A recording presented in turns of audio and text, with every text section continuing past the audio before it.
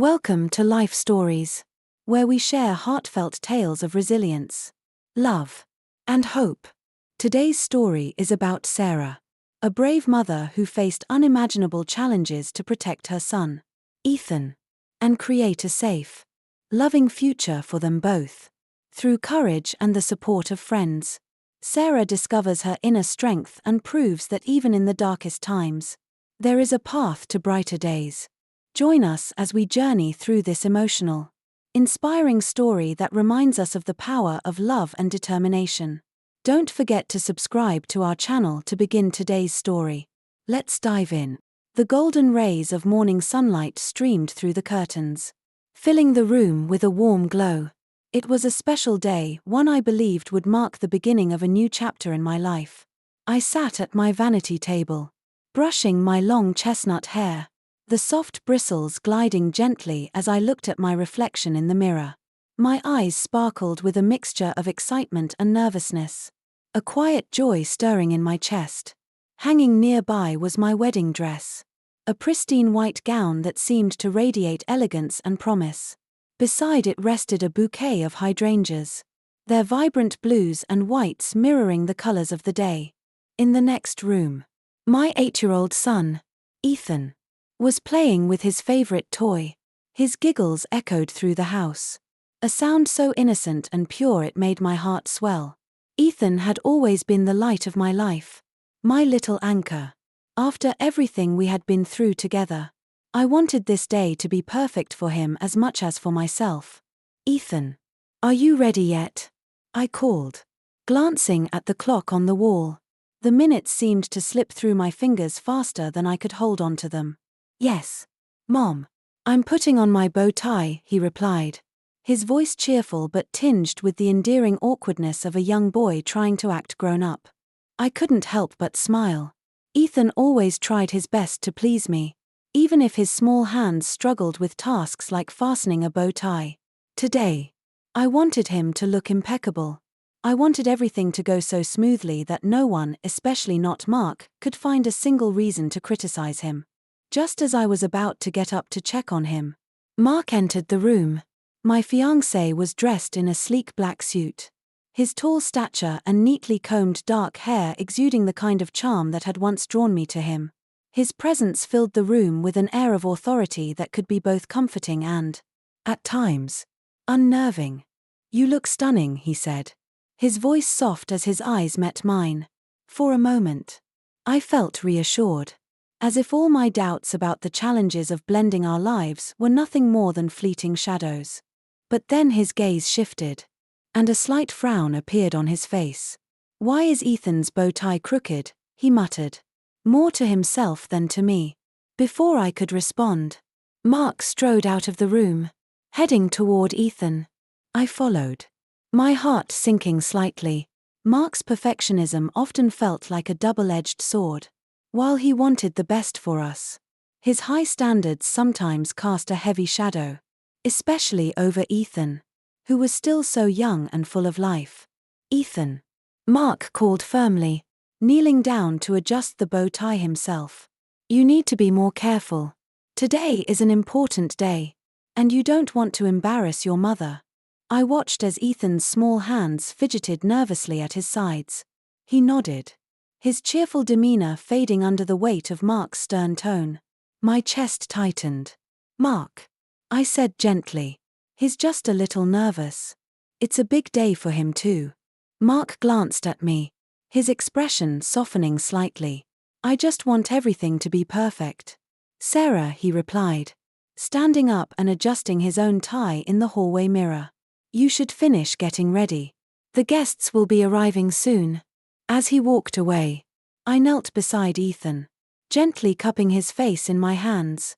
"Don't worry, sweetheart," I whispered, kissing his forehead. "You're perfect just the way you are." Ethan nodded, a small smile tugging at his lips, but the flicker of uncertainty in his eyes lingered. My heart ached for him.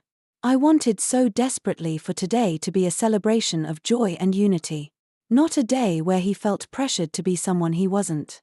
The ceremony itself was breathtaking. held in an old church with high-vaulted ceilings and walls adorned with intricate stained glass. The aisle was lined with fresh white and blue flowers, their fragrance mingling with the warm scent of candle wax and wood. As I stood at the door, clutching my bouquet, I felt a surge of pride and hope. Ethan held my hand tightly, his wide eyes taking in the scene with wonder. "You look like a princess, Mom," he whispered, his voice filled with innocent awe. I laughed softly, leaning down to kiss his cheek. "Thank you, Ethan. I'm so happy you're here with me." Mark stood at the front of the church, chatting with a few friends. When he noticed us, he walked over, but his expression was tense. "Ethan, hurry up," he said, his voice low but carrying an edge of irritation. "We're about to start." Ethan quickened his pace, his small hand clutching mine. I squeezed his fingers gently, hoping to shield him from the weight of Mark's gaze. For the first time that day, a flicker of doubt crossed my mind. I pushed it aside, telling myself that Mark was just nervous, that he cared about making everything perfect. The ceremony proceeded with elegance and grace. The vows we exchanged felt genuine, and for a brief moment, all my worries melted away. I looked at Mark, seeing the man I had fallen in love with, the man I believed could build a future with us. But as I glanced at Ethan, seated in the front row, I noticed him swinging his legs slightly, unable to sit completely still. It was such a small, innocent movement, but I saw the faint frown that appeared on Mark's face. A cold prickle ran down my spine. I told myself it didn't matter, that today was about love and celebration. When the ceremony ended, the guests spilled outside into the bright afternoon, their laughter and chatter filling the air.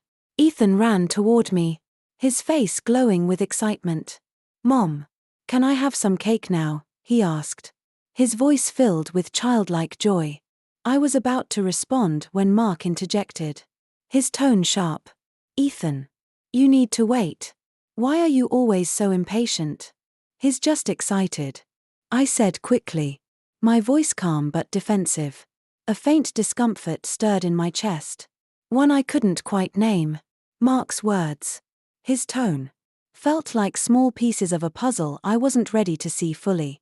Ethan's smile faded slightly, but he nodded obediently, stepping back. I reached for his hand, determined to keep him close. I told myself that Mark would grow into his role as a father figure, that he just needed time to adjust to the changes. As the afternoon unfolded, I tried to focus on the joy of the day, the soft music, the laughter of friends and family, and the warm compliments about my radiant appearance were like a balm to my nerves.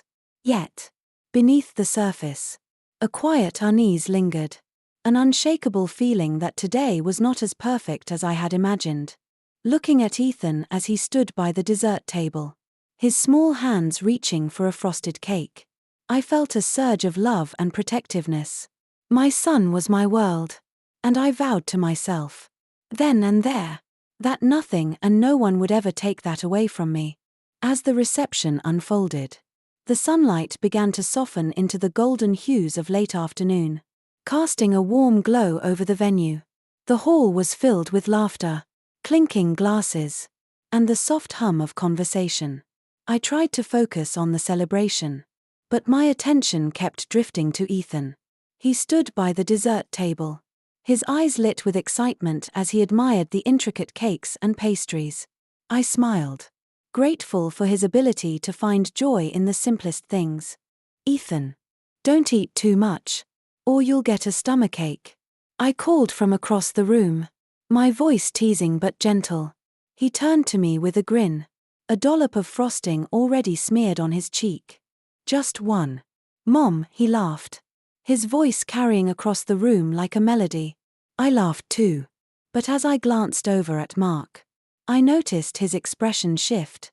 He had been chatting with a group of guests, his charm on full display, but now his jaw tightened, his gaze narrowing as it landed on Ethan. Mark walked over, his movements deliberate and his face set in a stern expression. "Ethan," he said, placing a firm hand on my son's small shoulder. You can't just take whatever you want. How many times do I have to tell you to control yourself? Ethan froze, his eyes widening in confusion. The cheerful glow in his face dimmed as he lowered his head. I'm sorry, Dad, he murmured, the words barely audible. I stepped forward, instinctively placing myself between them. Mark, he's just a child, I said, my voice firm but calm. He's excited. Let him enjoy the day. Mark turned to me, his expression a mix of frustration and disbelief. Sarah, you always defend him. He needs to learn discipline. If we don't teach him now, he'll grow up spoiled. His words struck a nerve. But I swallowed my anger, unwilling to escalate the situation in front of our guests. He's 8 years old. Mark, he's not ruining anything, I replied, keeping my tone steady. Mark sighed, shaking his head as he walked away. Ethan looked up at me, his lower lip trembling.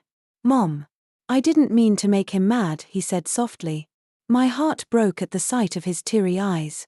I knelt beside him, brushing the frosting from his cheek with a napkin. You did nothing wrong. Ethan. You hear me? Nothing, I said, my voice filled with conviction. He nodded slowly, but I could see the hurt lingering in his gaze. As the evening progressed, I couldn't shake the feeling of unease that had settled over me. Mark's interactions with Ethan grew colder, his patience wearing thinner with every small mistake. When Ethan accidentally dropped his napkin while eating ice cream, Mark strode over, his expression hard and his voice sharp.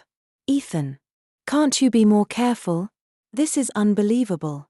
It's just a napkin, I said, my voice tinged with frustration as I rose to defend my son.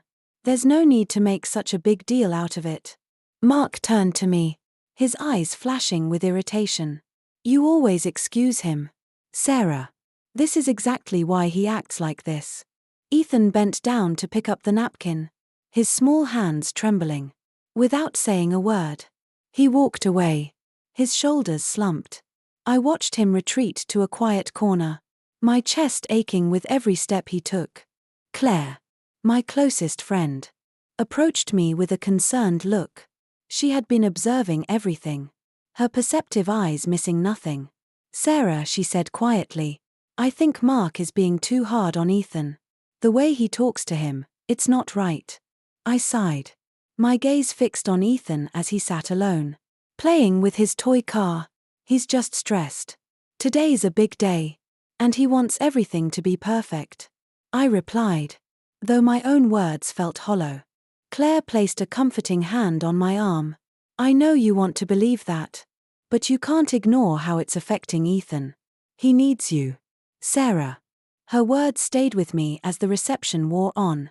Ethan clung to me whenever he could, his small hand gripping mine tightly as if seeking reassurance.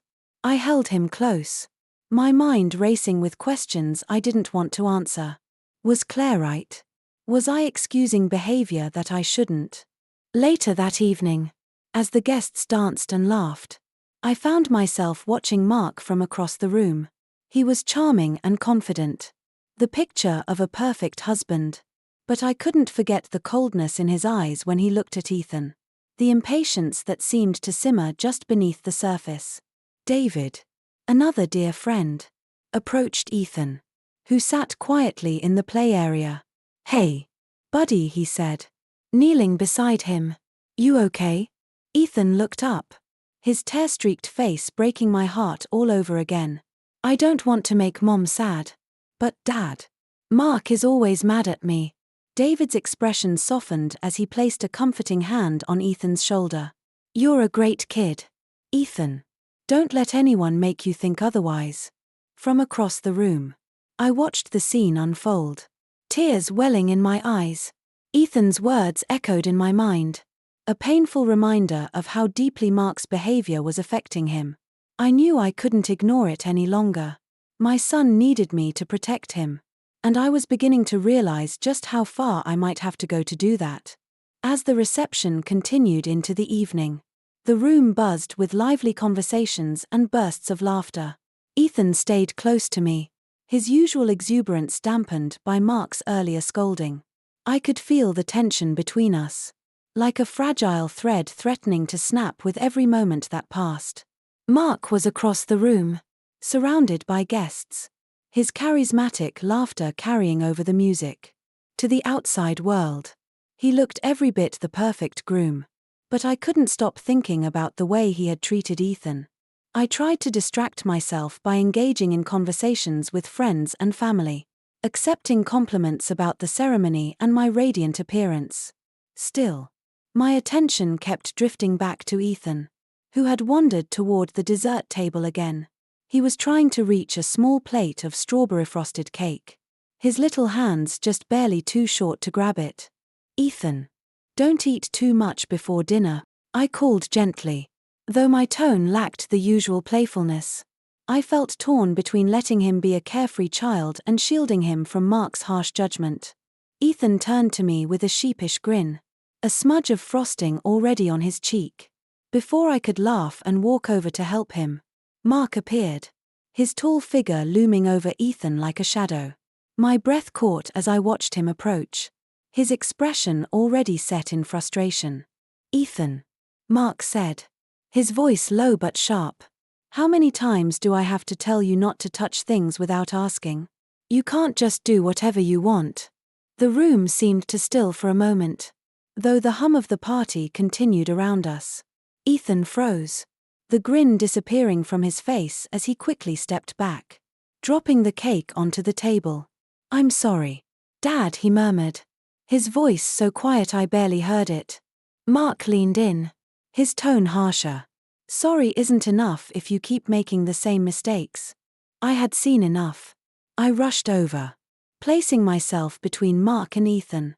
"Mark, stop," I said, my voice firm but trembling with anger. "He's a child. He didn't do anything wrong." Mark straightened, his irritation shifting toward me. "Sarah, this is exactly what I've been saying. You coddle him too much. How is he ever going to learn?" Before I could respond, Ethan tugged at my sleeve, his wide eyes pleading. "Mom, I'm sorry," he whispered, tears brimming in his eyes. I knelt down and held his small hands, my heart breaking at how shaken he was. "You don't have to be sorry, sweetheart. You've done nothing wrong," I said, my voice soft but resolute. The moment passed, but it left a heavy weight in its wake. Guests had begun to notice the tension, their whispers and curious glances making my skin crawl. I led Ethan to a quieter corner of the room, sitting him down and brushing the tears from his cheeks. "Mom, I don't want to make Dad angry anymore," Ethan said, his voice trembling. "I'll be good. I promise." My heart shattered into 1,000 pieces. "Oh, Ethan," I said, pulling him into my arms. "You're already good. You don't have to change who you are for anyone." As I held him, I noticed David approaching us, his expression a mix of concern and quiet anger. "Sarah, can I sit with him for a bit?" he asked, gesturing toward Ethan. I nodded, grateful for his presence. "Thank you, David." David sat beside Ethan, pulling out a small toy car from his pocket. "You know, Ethan, I used to play with cars like this when I was your age. Wanna show me how it works?"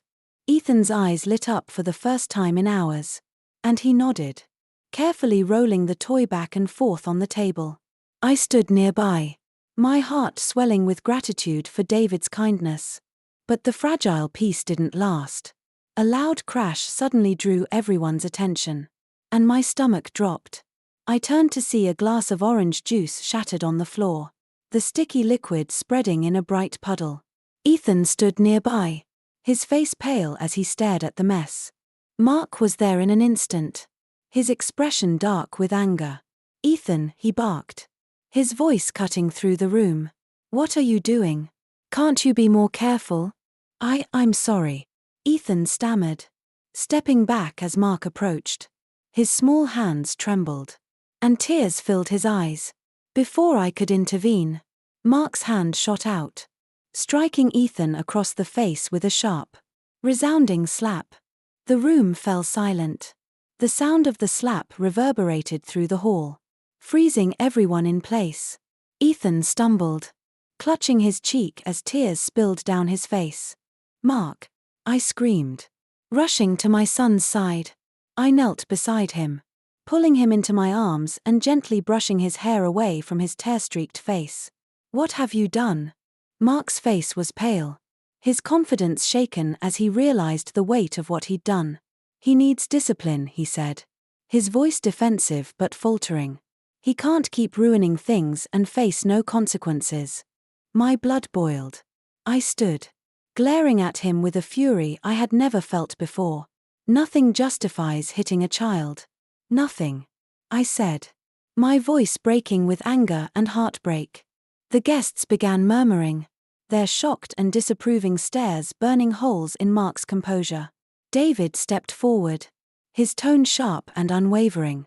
"A good father never raises his hand to a child. Mark, you should be ashamed." Mark opened his mouth to respond, but the weight of the room's judgment left him speechless. I turned back to Ethan, who was sobbing quietly in my arms, and made a decision I knew would change everything. "Mark," I said, my voice cold and steady, "you don't deserve to be my husband. And you certainly don't deserve to be Ethan's father." Without waiting for his response, I lifted Ethan into my arms and walked out of the room. The cold evening air hit my face as I stepped outside, but it brought no relief. David and Claire followed closely behind, their presence a shield against the overwhelming pain that threatened to consume me. The cold evening air enveloped us as we stepped outside the reception hall. I clutched Ethan tightly in my arms, his small frame trembling against me. His sobs had quieted into sniffles, but the sting of what had happened lingered in both of us.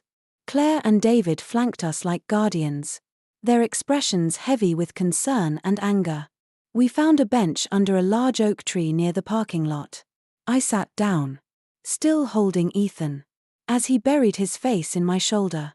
Claire crouched in front of us, gently stroking Ethan's back. "You're safe now, sweetheart," she murmured. "Your mom's got you."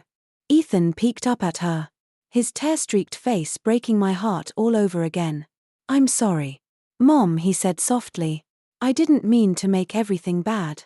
My voice caught in my throat as I shook my head fiercely. "No, Ethan. Don't ever think that.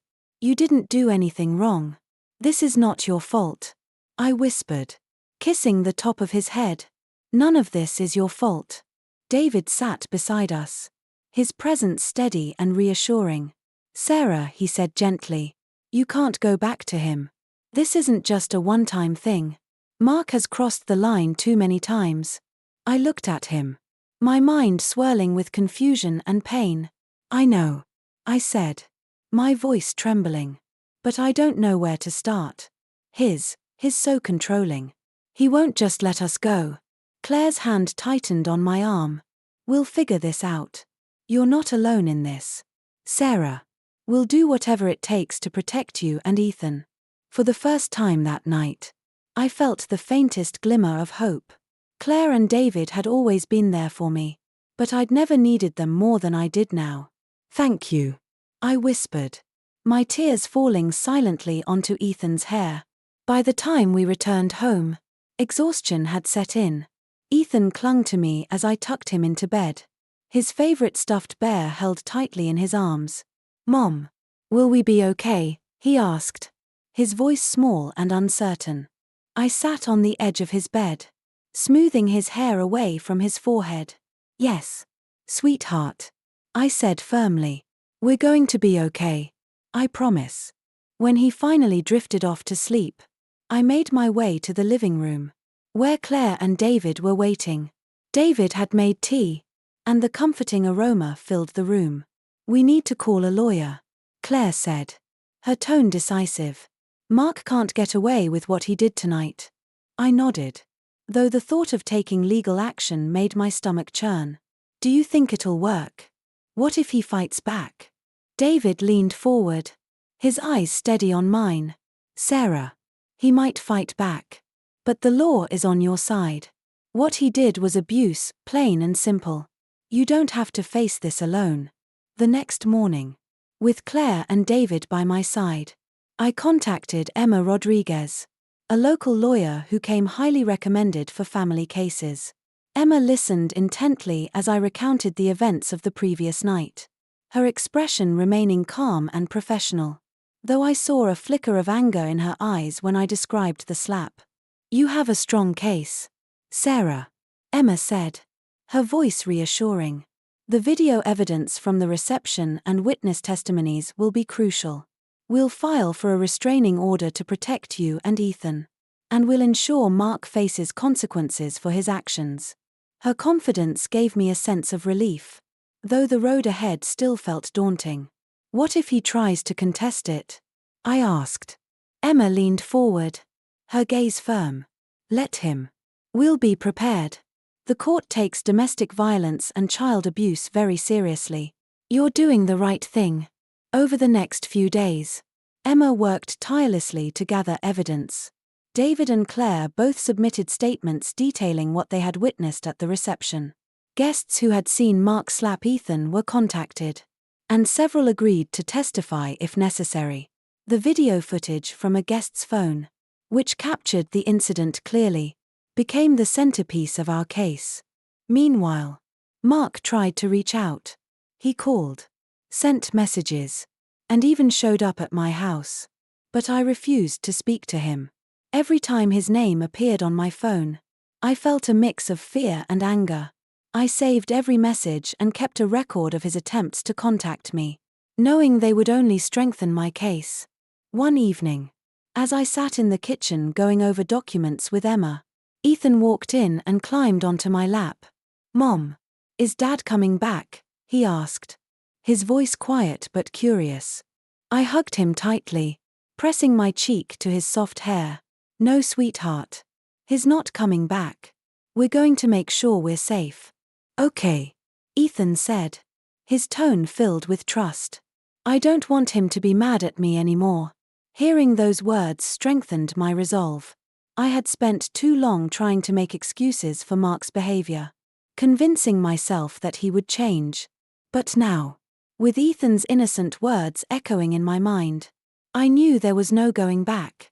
My son deserved a life free from fear, and I was determined to give him that. By the end of the week, Emma had filed the restraining order, and the court date was set. Mark's lawyer responded quickly, accusing me of exaggerating and trying to alienate Ethan from his father. But Emma was unshaken. Let them talk, she said confidently. The truth is on our side. The morning of the court hearing, I stood in front of the mirror, adjusting my simple blouse and slacks. My reflection showed a woman who was nervous but resolute. I wasn't just fighting for myself, I was fighting for Ethan. For his right to grow up in a home filled with love and safety. Claire and David arrived early to accompany me to court, their presence a comforting reminder that I wasn't alone. As I looked at Ethan, who sat at the kitchen table eating breakfast, I felt a surge of determination. Are you ready, Mom? Ethan asked, his voice bright despite the weight of the day. I smiled and kissed his forehead. Yes, sweetheart. I'm ready. The courthouse was an imposing building, its grey stone walls and tall columns radiating a sense of solemnity. As we stepped inside, the air seemed heavier, every sound amplified against the polished floors and high ceilings. My hands felt clammy as I clutched my bag, my heart thudding in my chest. Claire and David walked beside me, their quiet presence a much-needed source of strength.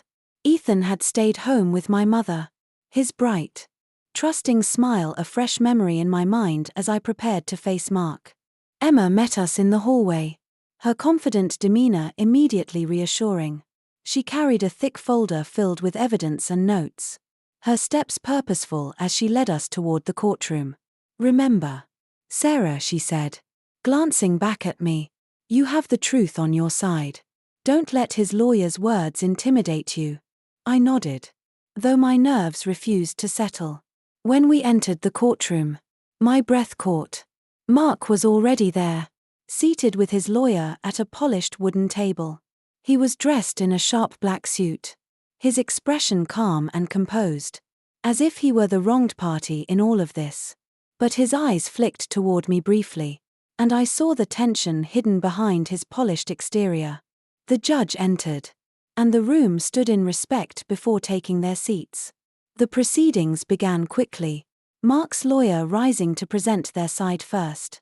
He was a tall, sharp-featured man with an air of practiced confidence.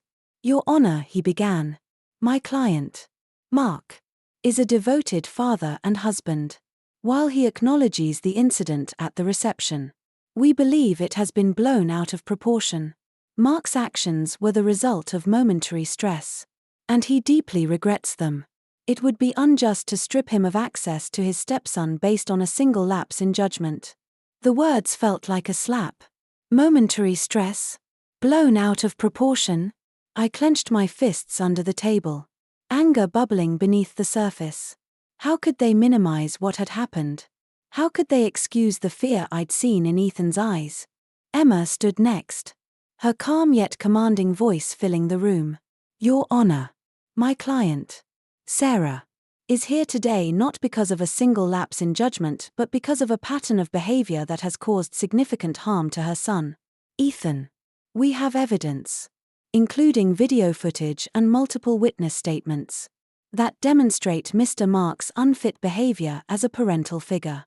This is not about denying him access unjustly. It's about protecting a child from an environment of fear and emotional harm." Emma proceeded to present the evidence meticulously. The video from the reception played on a screen at the front of the room. The sound of Mark's slap and Ethan's sobs cutting through the silent courtroom like a knife.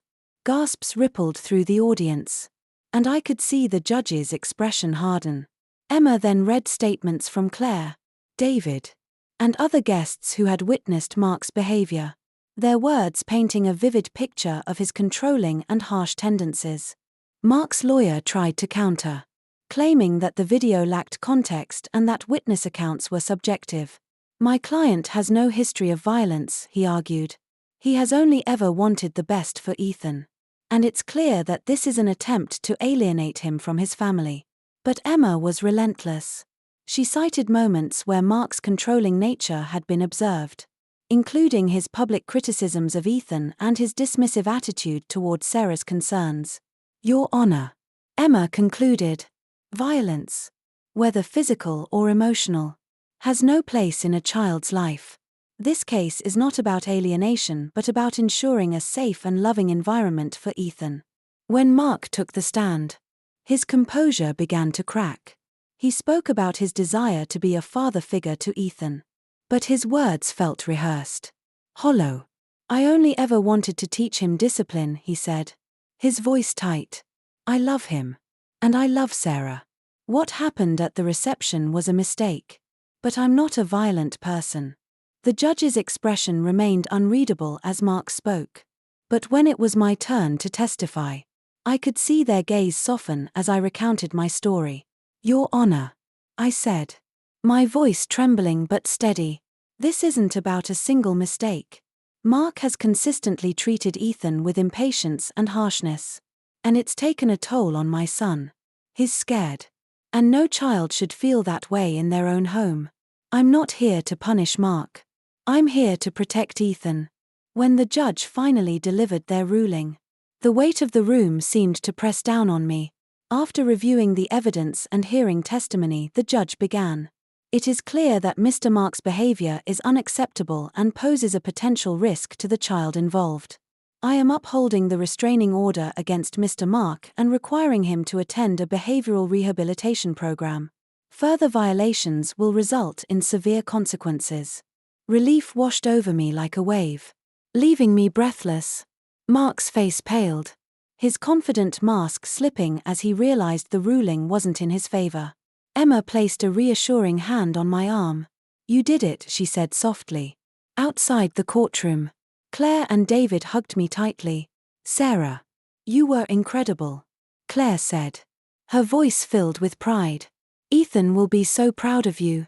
I nodded, tears welling in my eyes. For the first time in months, I felt a sense of peace. I had stood up for my son. And though the road ahead wouldn't be easy, I knew we had taken the first step toward a better future. The sun was beginning to set as I returned home from the courthouse, the warm hues of dusk painting the horizon. Ethan greeted me at the door, his small face lighting up when he saw me. "Mom," he exclaimed, throwing his arms around my waist. I knelt to his level, pulling him into a tight hug, my eyes stinging with tears. "You did great, sweetheart," I whispered, pressing a kiss to his cheek.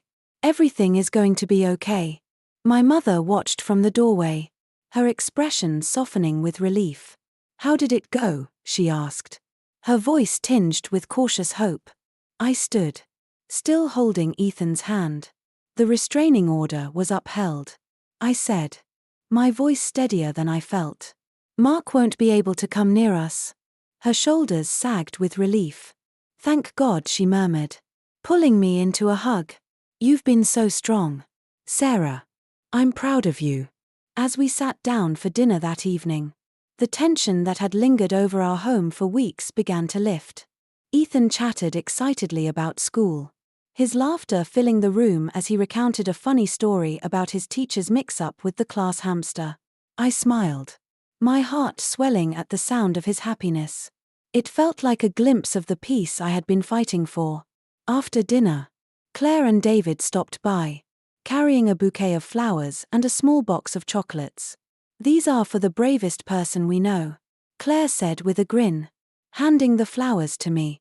"And the chocolates are for Ethan." "Of course." Ethan's eyes lit up. "Really? Thank you, Aunt Claire," he said, tearing into the box with enthusiasm. We sat in the living room, sipping tea while Ethan played on the floor with his toy cars. David leaned forward, his expression serious but warm. "Sarah, I just want to say how proud I am of you. Standing up to Mark like that, it's not easy. But you did it." I nodded, my eyes fixed on Ethan as he laughed to himself, his cars racing across the carpet. "It wasn't just for me," I said softly. "It was for him. I couldn't let Mark keep hurting him." Claire placed a hand on my arm. "You made the right choice, Sarah. And you're not alone in this. We're here for you every step of the way." Their words filled me with a quiet gratitude. I had spent so long feeling isolated in my struggle. But now I realized how much support I truly had. I wasn't just fighting for Ethan's safety, I was building a life for us surrounded by people who genuinely cared. The following days were a mixture of relief and adjustment. Ethan began to settle back into his routine, his cheerful energy slowly returning. At school, his teacher commented on how much more focused and confident he seemed.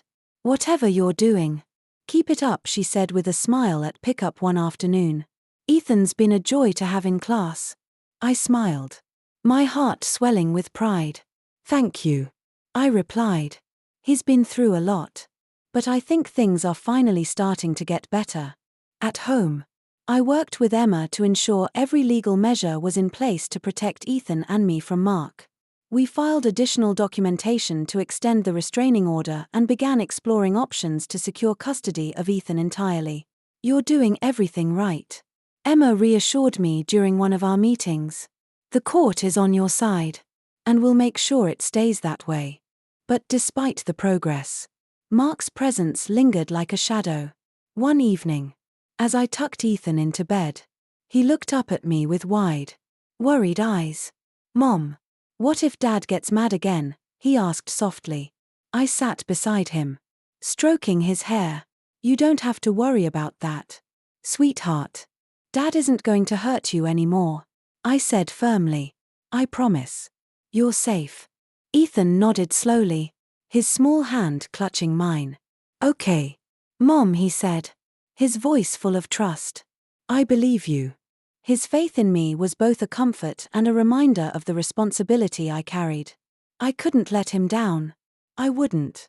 As the days turned into weeks, I began to notice the changes in myself, too. I felt lighter, freer, as if a weight I hadn't realized I was carrying had been lifted. I started to reconnect with friends I had distanced myself from during my time with Mark. I began exploring hobbies I had abandoned: reading, gardening, even painting. Each small step felt like reclaiming a part of myself that I had lost. One afternoon, as I watched Ethan play in the backyard, I realized how far we had come. He laughed as he chased bubbles, his carefree joy filling the air. Claire's words echoed in my mind: "You made the right choice." Later that evening, David stopped by with groceries and a fresh bouquet of daisies. "Thought you could use a little cheer," he said with a grin. I laughed, accepting the flowers. "You're spoiling us, David." He shrugged. "You deserve it, Sarah. Both of you."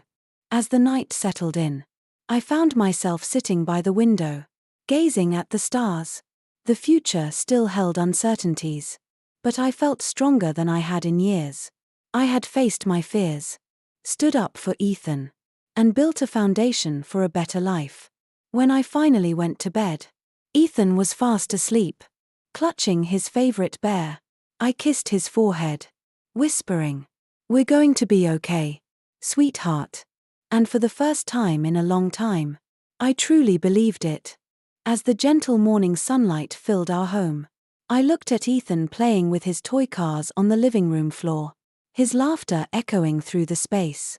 It was a sound that now carried a new meaning: freedom, safety, and hope. The journey we had been on was far from easy, but standing up for Ethan had been the most important decision of my life. Life was slowly piecing itself back together, and every small moment felt like a victory. From watching Ethan's smile return to finding strength in the support of friends like Claire and David, I realized how far we had come. Mark's shadow no longer loomed over our days. Instead, the future stretched ahead like a blank canvas, ready to be painted with love, resilience, and joy. This story is a reminder that love, true, protective, and selfless love, can overcome even the darkest of times. For those who are struggling, remember, you are stronger than you think. And with courage and support, a brighter tomorrow is always possible. If you found our story meaningful, don't forget to like this video and subscribe to our channel, Life Stories, for more inspiring tales of resilience and hope. Thank you for watching, and we'll see you next time.